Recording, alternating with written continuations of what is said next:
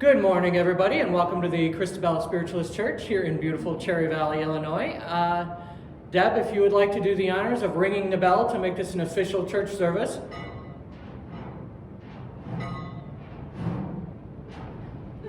There you go.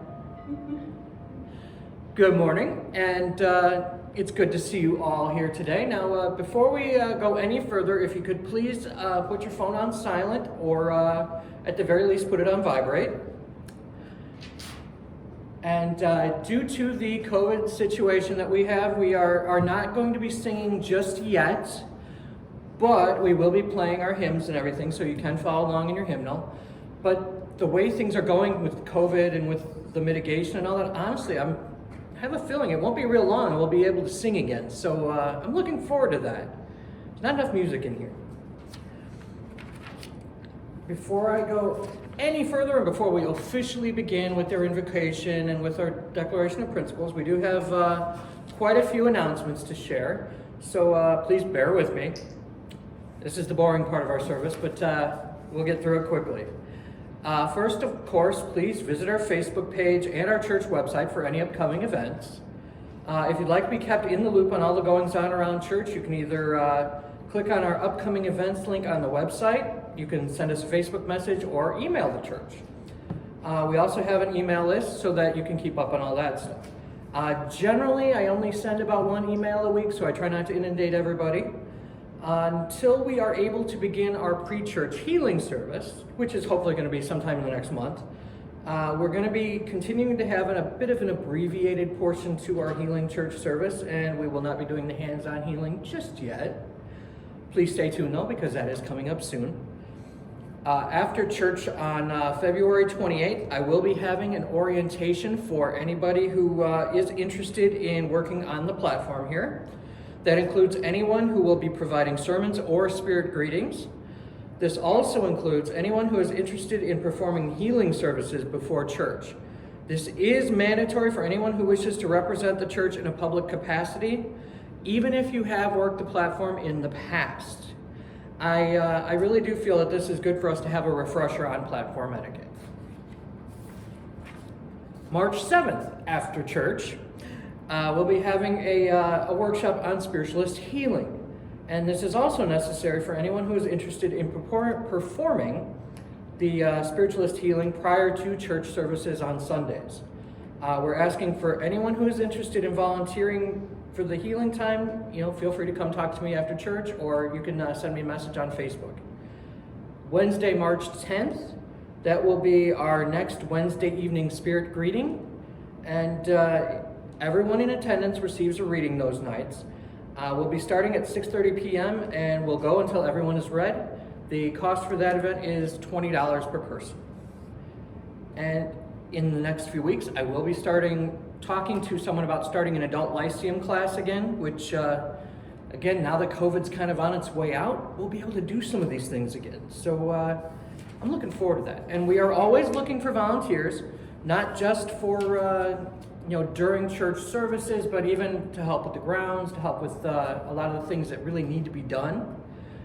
But finally, there is also something that I'm going to post on the bulletin board at the back of the church, that this came from the National Spiritualist Association of Churches. They have a Hydesville Day call to action, which you can also find this on our Facebook page. It's a special day about right around the March 31st with the Fox sisters, pardon me, I drew a blank for a second there. But then also, they do have some virtual gallery readings coming up that is a fundraiser for National. That will also be back there, and you can also find more of that information on Facebook as well. Now, I think it's time we start this church service for real. How about you? All right, if you could please bow your heads for the reading of our invocation. Infinite intelligence, God, open our eyes to the beauty of the world, to the wonders and mystery of creation, to your presence and to your power. Open our hearts to the love of others, to their goodness and their grace, to the great love that is for everyone. Amen. And now, if you could please grab your hymnals and turn to the front inside cover for your Declaration of Principles. I'll give you a moment to find that. And then if you would like to read along with me out loud, feel free to. We believe in infinite intelligence. We believe that the phenomena of nature, both physical and spiritual, are the expression of infinite intelligence. We affirm that a correct understanding of such expression and living in accordance therewith constitute true religion. We affirm that the existence and personal identity of the individual continue after the change called death. We affirm that communication with the so-called dead is a fact, scientifically proven by the phenomena of spiritualism.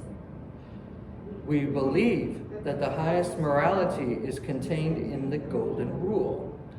Do unto others as you would have them do unto you. We affirm the moral responsibility of individuals and that we make our own happiness or unhappiness as we obey or disobey nature's physical and spiritual laws. We affirm that the doorway to reformation is never closed against any soul here or hereafter. We affirm that the precepts of prophecy and healing are divine attributes proven through mediumship. And I'm so glad that I get to be back here doing that with you every week. All right. Now, typically at this time we do initiate our healing service and we conduct our healing service. But as I had mentioned before, we will no longer be doing the hands-on healing during church service. So what we will be doing is at this time, I will be reading from the healing list of our absent friends that are not with us at this time. If you could please, while I am reading the names off the list, if you could please focus on those names and focus on sending them healing, that would also be greatly appreciated. Jim, Brooklyn, Hank, Dean, Jake, Kathy, Fang. Now, does anybody have any names that they'd like to add for anybody that wasn't present? Feel free to say that at this time.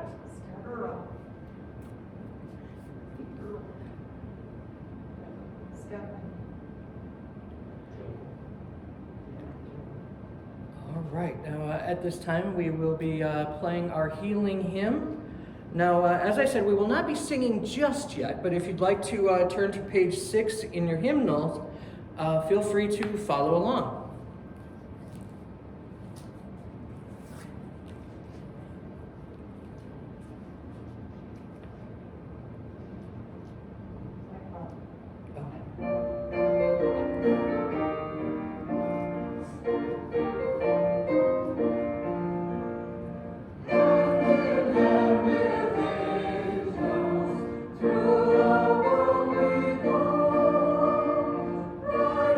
Rise,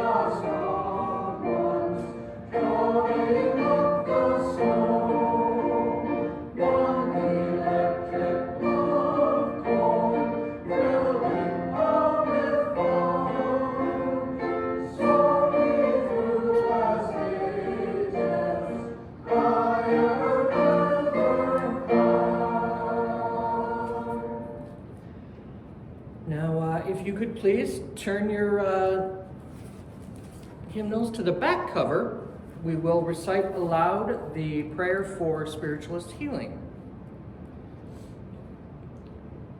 I ask the great unseen healing force to remove all obstructions from my mind and body and to restore me to perfect health. I ask this in all sincerity and honesty, and I will do my part. I ask this great unseen healing force to help both present and absent ones who are in need of help, and to restore them to perfect health. I put my trust in the love and power of God. Amen.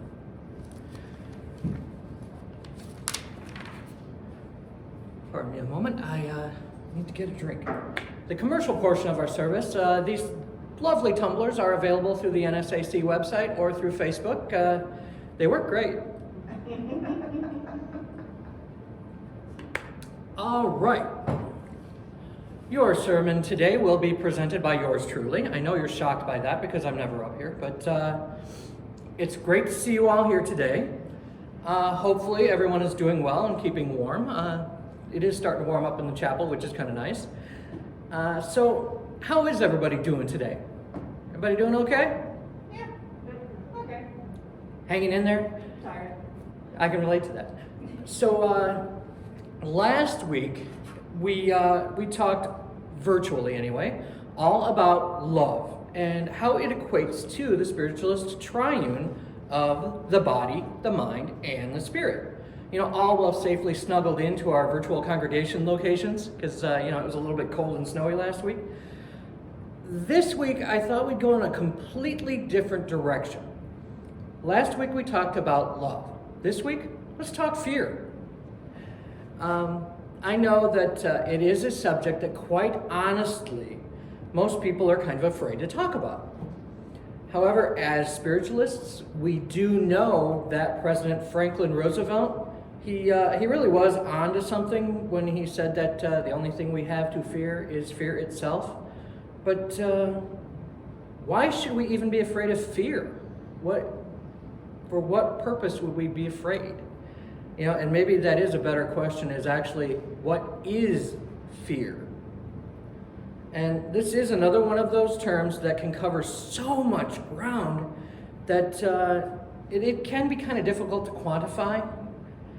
The dictionary definition actually indicates that fear is, and this is actually pretty good, an unpleasant emotion caused by the belief that someone or something is dangerous, likely to cause pain or a threat. Okay, so yeah, like I said, I don't know about you, but I do think that's actually a pretty good definition. It kind of does a good job of explaining it. So, fear. How much of your life do you spend living in fear? Is it a full-time living situation, or do you just winter there? Now, I know that I've said this previously, but it's been a little while, so I do think this is the perfect time for a callback. Never live in fear. It is a terrible neighborhood. It's not a place that anybody should be spending time in, especially since your neighbor's paranoia and stress, they're going to keep you up all night. And I do understand that, moving out of fear is something that can be easier said than done for a lot of us. But I just want you to ponder for a moment how you react to your fears. When you're faced with a challenging situation in your life, do you forget everything and run? Or do you face everything and rise? You have to think for a moment about which one you do. All right, I've officially reached that part of my sermon. It usually doesn't happen this early. I've reached that portion where everybody's kind of starting to give me the side eye already. Yeah? We're waiting for you to sing. Yeah, there you go. Oh, that's later, actually. But, everybody's kind of giving me that look of, you really want to go with fear today? Why do you want to talk about fear? Because a lot of what a student pastor's job is actually to help their congregation members to think, especially when it comes to a spiritualist pastor. This is really just a friendly reminder, everybody. I'm not going to ask you to take things on faith. I am up here to entertain, but also to enlighten and to inform you. I would not be doing my job as a pastor or as a spiritualist if I did not make you think at least a little bit. So, be prepared to be thought of. Ready? Now, actually, more appropriately, let me provide you with the words and the thoughts of Mrs. Eleanor Roosevelt, regarding fear. After all, I did kind of mention her husband at the very beginning of this sermon, so it kind of seems only fitting that she has a place here as well. You gain strength, courage, and confidence by every experience in which you stop to look fear in the face. You are able to say to yourself, I have lived through this horror, and I can take the next thing that comes along. You must do the thing you think you cannot do. And that is so very true. I love that last line in particular. I mean, she really was an amazing, strong, and empowered woman. May the world continue to be blessed by more of them. Okay, now, as I said just a moment ago, when faced with a situation in your life, which do you do? Do you forget everything and run? Or face everything and rise? Now, for the most part, the situations in our lives, quite honestly, they do require us to face everything and rise. But on occasion, there are going to be situations in your life where you may be required to, make like a tree and get out of here. But for the most part, that's really not the appropriate way to respond. It really isn't. There will be those rare occasions in your life where, say, for example, you're in acute physical danger and the only sensible course of action is going to be, to ambulate with extreme urgency, or commence to step in, vacate the premises, or must go faster, or run, you fools. But I know I'm a dork. But I think you kind of understand what I'm talking about. It's all about leaving quickly. And even if you aren't being chased by a T-Rex or by the Balrog, there's going to be moments that for most of us will only occur once in our lives, if ever like that. There will be those moments, though, where you do need to remove yourself from a situation immediately. And depending on that extreme situation, especially in the cases of like domestic violence and that sort of thing, by leaving the situation, you are actually deciding to face everything and rise. How so? Quite simply because it takes a lot more courage in a situation like that to leave that situation than to allow things to continue as they are. Staying is actually the easy way because you know what to expect from it, even if you know that it is not necessarily in your best interest. And for most of us in our day-to-day lives, though, we do not really have to deal with that kind of stuff, thankfully. So that's where we may not have to make some of those extreme choices. And I know a few of you out there have had to make that extreme choice, but it can still be difficult to decide what to do in these day-to-day situations. And because all of us are different, and some of us are very different, we all have different things that make us react fearfully to situations. For example, for some people, it's a fear of physical pain. For others, it can be emotional trauma. Still, other people can be triggered by spiritual events. So, what's your trigger? What is it that truly affects you? For me personally, I'm not afraid of physical pain or emotional trauma. For one thing, I have more than one chronic illness in my life, so to quote Dr. Stephen Strange, pain's an old friend. Now, what about metaphysical issues, such as dying? I have been to Summerland and beyond. I've kept my fork, and I'm ready when my time comes. Emotional pain? I'm an extra large medium. I see death all around me. I have my entire life. It sounds callous, but it doesn't faze me at all because, as I said, I know that the best is yet to come for each of us. The biggest challenge that I personally face in my life is, honestly, my lack of understanding of all things monetary. I've never been good with money, not for lack of trying. Not only have I had a difficult time bringing it in, but even when I did have a job that paid a lot more money, I still had a hard time being able to manage it, to understand it. It's always been a struggle for me. And, I do kind of think I really just need to copy the mindset of Alfred E. Newman, and I'd be a lot happier. I know you know what that means. What, me worry? I think I'd be a lot happier with that if I kind of could focus a little less on money, but that's my trigger. So, as I asked before, what's your trigger? What is it that really makes you want to forget everything and run? And I think that's the big thing, is looking at what makes you fearful. And now this is the portion of my sermon where I tell you how each of us as spiritualists, we do have at our disposal the help we need to face everything and rise. So before I go any further, why don't we start with the Declaration of Principles, shall we? And I know that in just about every spiritualist sermon, in just about every spiritualist church, just about every Sunday across the country, they include the spiritualist principles somewhere. Have you ever stopped for a minute to consider why that is? I'll take that as a no. It is not because us pastors have no imagination. It's because the principles exist as a fantastic set of guidelines to help us all on our paths here on earth. I personally try and live the principles of spiritualism every day, and it does help me to understand that really fear is truly just an illusion.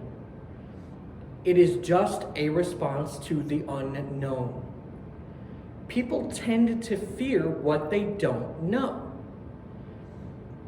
Honestly, I know that as I sang in our Three Little Birds sermon, every little thing gonna be all right. So I didn't really sing it, I just sort of chanted it. Or as John Lennon said, everything will be okay in the end. If it's not okay, it's not the end. So on top of our understanding of spiritualist principles that can help us to feel more in control of ourselves, we also have the spiritualist knowledge of natural law on our side. We understand that nothing can happen that is not a part of natural law. Once you understand that there really is a divine order to the universe, then you know that there is truly nothing to fear, not even fear itself. Everything in this world and the next happens for a reason, and that reason, it will be in line with nature's laws. So why do we have nothing to fear? Quite simply, because if we are following nature's physical and spiritual laws, it means that even if we cannot anticipate everything that is going to happen to us, we can follow the bouncing ball of nature's laws and have a pretty good idea of what's going to happen, because there is that divine order. The most challenging part of not letting fear cause you to run for the hills is understanding that you don't necessarily need to be obsessing over everything that is coming up. I'm starting to get that side eye again. It is true. You don't have to obsess about everything that's coming up.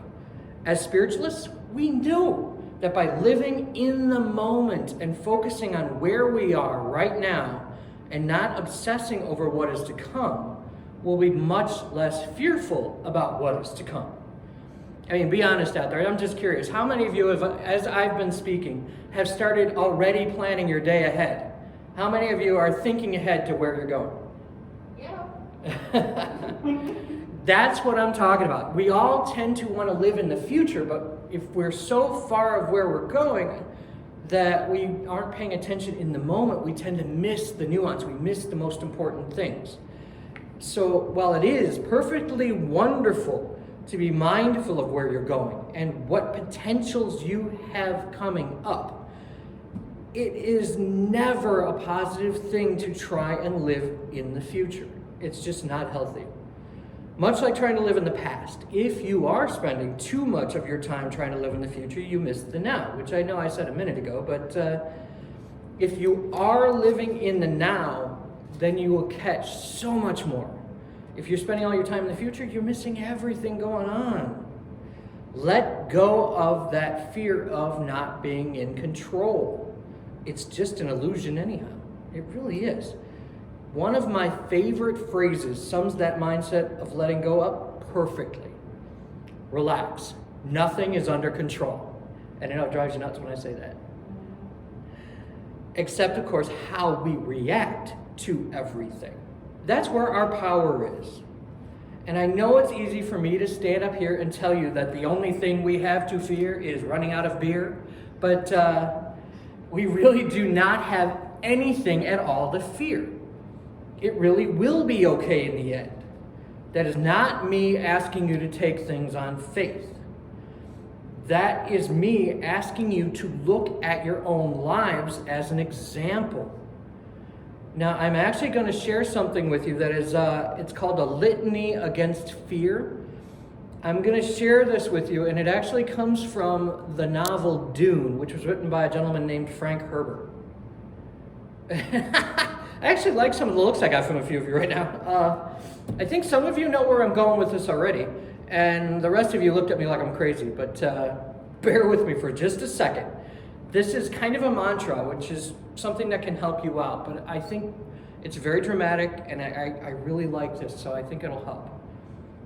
I must not fear. Fear is the mind killer. Fear is the little death that brings total obliteration. I will face my fear. I will permit it to pass over me and through me. And when it has gone past, I will turn the inner eye to see its path.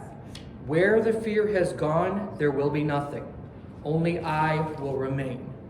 I mean, it's so dramatic, right? Isn't it? It's just very dramatic and very serious. But what I actually like about the way that is worded is it forces you to focus on the words and to say them in a very measured fashion, even if you're doing it silently. So it does help you to focus on what's being said so that you can more easily clear your mind. And you'd be amazed at how often when we're sitting here and we're afraid of something, what we think we are afraid of is not what we're actually afraid of. I'm going to let you kind of ponder that in the week ahead, but think about that, because it's very true. A lot of times, we might think we're afraid of something, but then if you start looking back at the actual cause, it's something entirely different. And if you find that your fears are overwhelming you, please do not hesitate to seek out qualified medical care. I know that I talk a lot about how where we are going is someplace that is wonderful, beautiful, and amazing. But look around, so is our earth plane. It's amazing what we have here. And it is such a cliche, but if you cannot find the light, be the light. I love seeing all of our Spirit congregation members out here, but you know what? Honestly, I'd much rather see you here in the flesh. As you go forth this week, remember that you have the choice to move out of that neighborhood of fear. You make the choices in your life. You are the one in control. Are you going to forget everything and run? Or are you going to face everything and rise? And always remember that you are not alone in this. We here at the Christabelle Spiritualist Church, we are always here for you. Please, come grow with us. Thank you.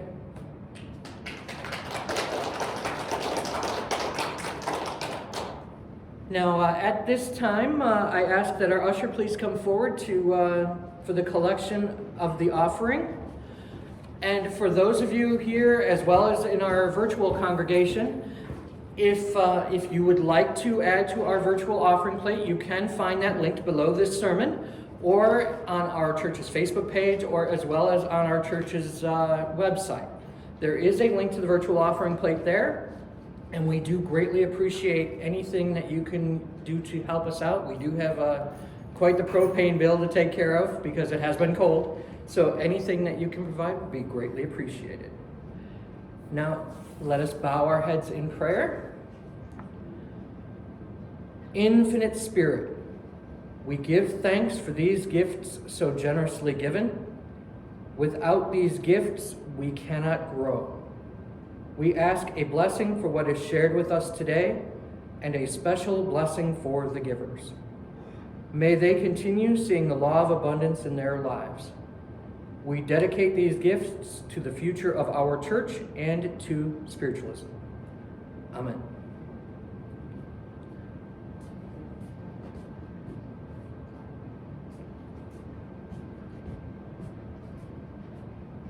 Such a lovely prayer. Huh? Such a lovely prayer. Isn't it though?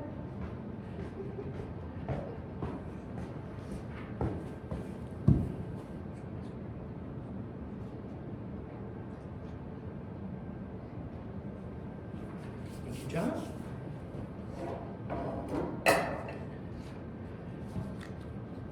Now, at this time, we will be, in just a moment, we will be beginning our spirit greeting portion of our church service. And before we do that, in order to help us to raise the vibration a little bit, if we're doing 85, page 85. If you'd like to follow along in your hymnal, we will be playing The Great Oversoul, which is on page 85.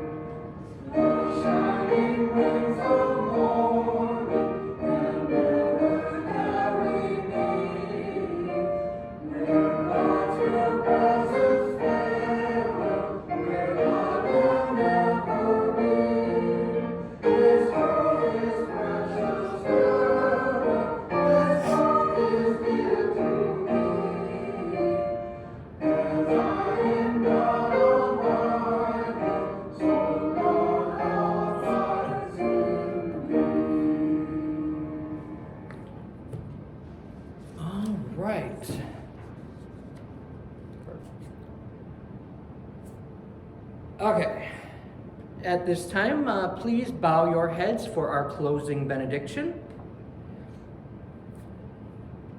We close this service with the deepest gratitude for this day.